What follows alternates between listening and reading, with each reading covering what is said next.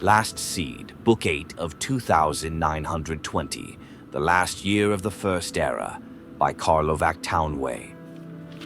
First Last Seed, 2920, Mournhold, Morrowind. They were gathered in the Duke's courtyard at twilight, enjoying the smell and warmth of a fire of dry branches and bittergreen leaves. Tiny embers flew into the sky, hanging for a few moments before vanishing. "I was rash," agreed the Duke soberly, "but Lorkhan had his laugh, and all is well. The Morag Tong will not assassinate the Emperor, now that my payment to them is at the bottom of the inner sea. I thought you had made some sort of a truce with the Daedra princes." "What your sailors called a Daedra may not have been one," said Sotha Sil. "Perhaps it was a rogue battlemage, or even a lightning bolt that destroyed your ship. The prince and the emperor are en route to take possession of Ald Lambasi as our truce agreed. It is certainly typical of the Cyrodiil to assume that their concessions are negotiable, while ours are not." Vivec pulled out a map. "We can meet them here, in this village to the northwest of Ald Lambasi, Fervinthil." "But will we meet them to talk?" asked Almalexia. "Or to make war?" No one had an answer to that. 15th Last Seed, 2920, Fervinthil, Morrowind. A late summer squall blew through the small village, darkening the sky except for flashing of lightning which leapt from cloud to cloud like acrobats. Water rushed down the narrow streets, ankle-deep, and the prince had to shout to be heard by his captains, but a few feet away from him. "There's an inn up ahead. We'll wait there for the storm to pass before pressing on to Ald Lambasi." The inn was warm and dry and bustling with business. Barmaids were rushing back and forth, bringing grief and wine to a back room, evidently excited about a famous visitor, someone who was attracting more attention than the mere heir to the Empire of Tamriel. Amused, Julik watched them run until he overheard the name of Vivec. "My lord Vivec," he said, bursting into the back room. "You must believe me, I knew nothing about the attack on Blackgate until after it happened. We will, of course, be returning it to your care forthwith. I wrote you a letter to that effect at your palace in Balmora, but obviously you're not there." He paused, taking in the many new faces in the room. "I'm sorry, let me introduce myself. I'm Julek Cyrodiil." "My name is Almalexia," said the most beautiful woman the prince had ever seen. "Won't you join us?" "Sotha Sil," said a serious-looking Dunmer in a white cloak, shaking the prince's hand and showing him to a seat. "Induril Brindisi Dorom, Duke Prince of Mournhold," said the massively built man next to him as he sat down. "I recognize that the events of the last month suggest, at best, that the Imperial army is not under my control," said the prince after ordering some wine. "This is true. The army is my father's. I understood that the Emperor was going to be coming to Ald Lambasi as well," said Almalexia. "Officially, he is," said the prince cautiously. "Unofficially, he's still back in the Imperial city. He's met with an unfortunate accident." Vivec glanced the Duke quickly before looking at the prince. "An accident?" "He's fine," said the prince quickly. "He'll live, but it looks like he'll lose an eye. It was an altercation that has nothing to do with the war. The only good news is that while he recovers, I have the use of his seal. Any agreement we make here and now will be binding to the Empire, both in my father's reign and in mine."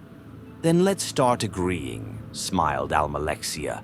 16th Last Seed, 2920, Rothnaga, Cyrodiil. The tiny hamlet of Rothnaga greeted Kasir with its colorful houses perched on a promontory overlooking the stretch of the Rothgarian mountain plain and high rock beyond. Had he been in a better mood, the sight would have been breathtaking. As it was, he could only think that in practical terms, a small village like this would have meager provisions for himself and his horse. He rode down into the main square, where an inn called the Eagle's Cry stood. Directing the stable boy to house and feed his horse, Cassia walked into the inn and was surprised by its ambience. A minstrel he had heard play once in Gilderdale was performing a jaunty old tune to the clapping of the mountain men. Such forced merriment was not what Cassier wanted at that moment. A glum Dunmer woman was seated at the only table far from the noise, so he took his drink there and sat down without invitation. It was only when he did so that he noticed that she was holding a newborn baby. "I've just come from Morrowind," he said rather awkwardly, lowering his voice. "I've been fighting for Vivec and the Duke of Mournhold against the Imperial army. A traitor to my people, I guess you'd call me." "I am also a traitor to my people," said the woman, holding up her hand, which was scarred with a branded symbol. "It means that I can never go back to my homeland." "Well, you're not thinking of staying here, are you?" laughed Cassier.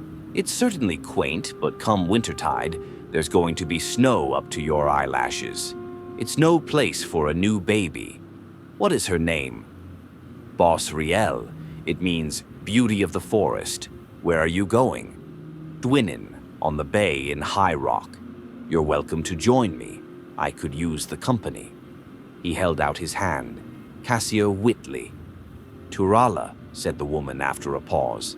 She was going to use her family's name first, as is tradition, but she realized that it was no longer her name. "I would love to accompany you, thank you." 19th Last Seed, 2920, Ald Lambasi, Morrowind. 5 men and 2 women stood in the silence of the great room of the castle, the only sound the scrawl of quill on parchment and the gentle tapping of rain on the large picture window. As the prince set the seal of Cyrodiil on the document, the peace was made official. The Duke of Mournhold broke out in a roar of delight, ordering wine brought in to commemorate the end of 80 years of war. Only Sotha Sil stood apart from the group. His face betrayed no emotion. Those who knew him best knew he did not believe in endings or beginnings, but in the continuous cycle of which this was but a small part. "My prince," said the castle steward, unhappy at breaking the celebration. "There is a messenger here from your mother, the Empress. He asked to see your father, but as he did not arrive..." Juilek excused himself and went to speak with the messenger. "The Empress does not live in the Imperial City?" asked Vivec. "No," said Almalexia, shaking her head sadly. "Her husband has imprisoned her in Black Marsh, fearing that she was plotting a revolution against him. She is extremely wealthy and has powerful allies in the western Colovian estates, so he could not marry another or have her executed. They've been at an impasse for the last 17 years, since Juilek was a child." The prince returned a few minutes later. His face betrayed his anxiety, though he took troubles to hide it. "My mother needs me," he said simply. "I'm afraid I must leave at once. If I may have a copy of the treaty, I will bring it with me to show the Empress the good we have done today, and then I will carry it on to the Imperial City so it may be made official." Prince Juilek left with the fond farewells of the 3 of Morrowind. As they watched him ride out into the rain-swept night south towards Black Marsh, Vivec said, "Tamriel will be much healed when he has the throne." 31st Last Seed, 2920, Dorsa Pass, Black Marsh. The moon was rising over the desolate quarry, steaming with swamp gas from a particularly hot summer, as the prince and his 2 guard escort rode out of the forest. The massive piles of earth and dung had been piled high in antiquity by some primitive, long-dead tribe of Black Marsh, hoping to keep out some evil from the north. Evidently, the evil had broken through at Dorsa Pass, the large crack in the sad, lonely rampart that stretched for miles. The black, twisted trees that grew on the barrier cast strange shadows down, like a net tangling. The prince's mind was on his mother's cryptic letter, hinting at the threat of an invasion. He could not, of course, tell the Dunmer about it, at the very least until he knew more, and had notified his father. After all, the letter was meant for him. It was its urgent tone that made him decide to go directly to Gideon. The Empress had also warned him about a band of former slaves who attacked caravans going into Dorsa Pass. She advised him to be certain to make his imperial shield visible so they would know he was not one of the hated Dunmer slavers. Upon riding into the tall weeds that flooded through the pass like a noxious river, the prince ordered that his shield be displayed. "I can see why the slaves use this," said the prince's captain. "It's an excellent location for an ambush." Julek nodded his head, but his thoughts were elsewhere. What threat of invasion could the Empress have discovered? Were the Akaviri on the seas again? If so, how could his mother from her cell in Castle Giovisi know of it? A rustle in the weeds and a single sharp human cry behind him interrupted his ponderings. Turning around, the prince discovered that he was alone. His escort had vanished. The prince peered over the stretch of the moonlit sea of grass, which waved in almost hypnotic patterns, to the ebb and flow of the night wind billowing through the pass. It was impossible to tell if a struggling soldier was beneath this system of vibrations, a dying horse behind another. A high, whistling wind drowned out any sound the victims of the ambush might be making. Julek drew his sword and thought about what to do, his mind willing his heart not to panic. He was closer to the exit of the pass than the entrance. Whatever had slain his escort must have been behind him. If he rode fast enough, perhaps he could outrun it. Spurring his horse to gallop, he charged for the hills ahead, framed by the mighty black piles of dirt. When he was thrown, it happened so suddenly, he was hurtling forward before he was truly conscious of the fact. He landed several yards beyond where his horse had fallen, breaking his shoulder and his back on impact. A numbness washed over him as he stared at his poor, dying steed, its belly sliced open by one of several spears jutting up just below the surface of the grass. Prince Julek was not able to turn and face the figure that emerged from the grass, nor able to move to defend himself. His throat was cut without ceremony. Miramor cursed when he saw the face of his victim more clearly in the moonlight. He had seen the Emperor at the Battle of Bodrum when he had fought in his Imperial Majesty's command, and this was clearly not the Emperor.